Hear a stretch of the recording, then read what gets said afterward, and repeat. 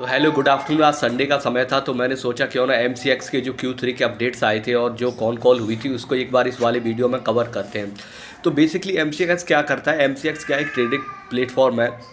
जितने भी लोग कमोडिटी ट्रेडिंग में डील करते हैं तो उनको फ्यूचर और ऑप्शन कॉन्ट्रैक्ट के थ्रू ये सर्विस प्रोवाइड कराता है। तो मान के चलिए जैसे पेप्सिको है, वो क्या करती है, बहुत सारे फार्मर्स हैं उनके साथ पोटैटो का कॉन्ट्रैक्ट करती है। One of the my friend है जो कि वो भी उसने पेप्सिको के साथ अपना पोटैटो का कॉन्ट्रैक्ट करा रखा है। तो मान के चलिए आपका अपना पोटैटो की एग्रीकल्चर है और आप चाहते हैं कि आपके जब पोटैटो की क्रॉप तैयार हो जाए, अभी जैसे ये सीज़न जो चल रहा है फरवरी मार्च, यहाँ पे पोटैटो की हार्वेस्टिंग होती है। तो जब आप नवंबर या दिसंबर में पोटैटो की फसल करते हैं किसान, तो किसान सोचता है कि उसको जो है थोड़ा एक मॉडरेट लेवल का प्राइस मिल जाए, तो वो एक पेप्सिको के साथ कॉन्टैक्ट करता है और उसमें जो एक प्राइस है वो फिक्स कर लेता है कि इस रेट पे वो उसको फार्मर्स जो है उसको पेप्सिको कंपनी को अपना जो है पोटैटो बेचेगा। तो वो क्या फ्यूचर या ऑप्शन कॉन्ट्रैक्ट के थ्रू इस अपना जो प्राइस है उसको फिक्स कर सकता है। तो इससे क्या रहेगा, इससे दोनों जगह पे विन विन वाली कंडीशन रहती है। फार्मर्स को भी अगर मान के चलिए पोटैटो के रेट डाउन होते हैं जब हार्वेस्टिंग का सीज़न आता है, तो वो जिस रेंज पे उसने फिक्स किया हुआ कॉन्ट्रैक्ट उस रेंज पे फिर बेच सकेगा। दूसरा कंपनी को भी एक फ़ायदा रहता है, मान के चलिए कि पोटैटो की अगर प्रोडक्शन कम हुआ पूरे पैन इंडिया में, तो उनके पास भी एक बेनिफिट रहेगा कि वो जिस प्राइस पे उन्होंने कॉन्ट्रैक्ट किया था, ये फ्यूचर या ऑप्शन जिसका भी, तो उस प्राइस पे वो उस पर्टिकुलर फार्मर से पोटैटो खरीद सकते हैं। तो ये एक ट्रेडिंग प्लेटफॉर्म प्रोवाइड कराता है। तो जितने नंबर ऑफ़ पार्टिसिपेंट्स होंगे इसके अंदर, जितने नंबर ऑफ़ कमोडिटी इंक्लूड होंगी इसके एक्सचेंज के अंदर, उतना ही ज़्यादा इसका बिजनेस ग्रो करेगा।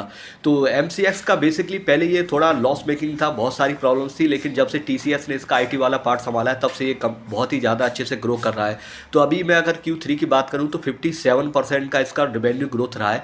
मैं प्रॉफिट की बात इसलिए नहीं कर रहा क्योंकि पिछले वाले Q3 में इन्होंने थोड़ा लॉस किया था, तो वो थाउजेंड्स में परसेंटेज चली जाती है प्रॉफिट ग्रोथ का आप देखेंगे। बट ओवरऑल कंपनी अब बहुत अच्छा कर रही है। 55 का इसका प्राइस टू अर्निंग है।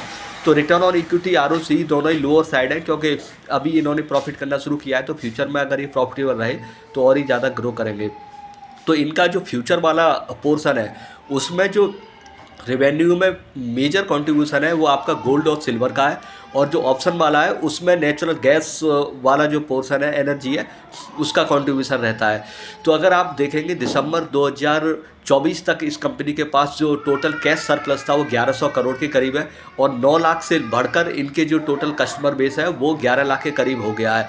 और मैनेजमेंट ने कॉल में ये भी बोला था कि 2026 में सेम पेस ऑफ स्पीड के साथ ये ग्रो करेंगे, यानी जो ग्रोथ रेट अभी मेंटेन कर रहे हैं ये 2026 में भी रहने वाली है।